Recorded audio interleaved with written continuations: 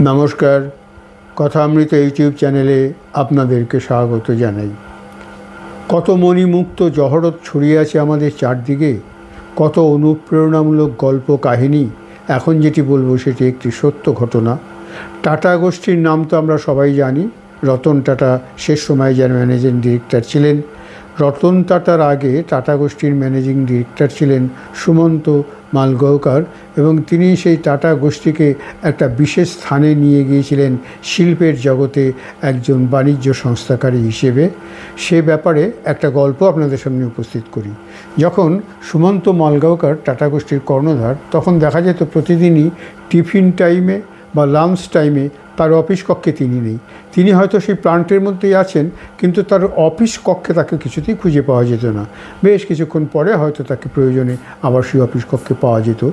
রতন টাটা 1994 সালে এই সংস্থার কর্ণধার হলেন, এবং তিনি কর্ণধার হওয়ার পরে তিনি জেনেছিলেন কোনোভাবে যে ওই সময়টায় যে 1984 সালে যিনি ছিলেন সুমন্ত মালগাঁওকর, তিনি টিফিনের সময় এবং লাঞ্চের সময় অফিসে থাকতেন না।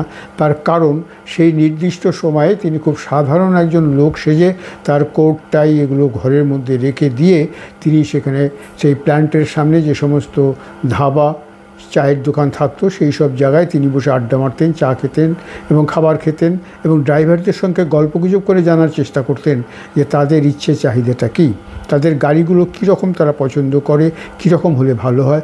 তাদের কাছ থেকে এই সমস্ত জানবার জন্য খুব সাধারণ লোক হিসেবে তিনি তাদের সঙ্গে মিশতেন।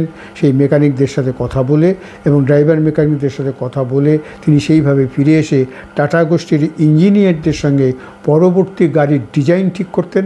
সেই ডিজাইন এবং শেপ অনুযায়ী বিভিন্ন গাড়ির মডেল তৈরি করে তিনি বাজারে সেগুলো লঞ্চ করতেন, এবং যেগুলো প্রতিদ্বন্দ্বী হিসেবে কেউ তার পাশে দাঁড়াতে পারত না। এবার 1994 সালে রতন টাটা এখানকার ম্যানেজিং ডিরেক্টর হলেন। সেই সময় একটা নতুন গাড়ি, 12 চাকার গাড়ি টাটা গোষ্ঠীর থেকে বাজারে লঞ্চ করার কথা, তার প্রস্তুতি চলছে।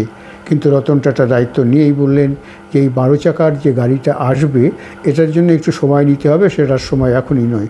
তিনি সবার আগে গিয়ে সেই সুমন্ত মালগাঁওকর যিনি ছিলেন তার স্মৃতির উদ্দেশ্যে, তাকে সম্মান জানানোর জন্য টাটার থেকে একটা 4 চাকার ছোট গাড়ি আবিষ্কার করলেন, যার নাম তিনি দিয়েছিলেন টাটা সুমো। সুমো মানে সুমন্ত, এসইউতে সুমন্ত আর এমতে মালগাঁওকর। এই সুমন্ত মালগাঁওকর তার পূর্ববর্তী যে ডিরেক্টর ছিলেন এমডি, তার প্রতি কৃতজ্ঞতা জানাতে তার এই গাড়ি তিনি বাজারে ছেড়েছিলেন, যে গাড়িটা এখনও কিন্তু সমান দক্ষতায় সমান সুনামের সঙ্গে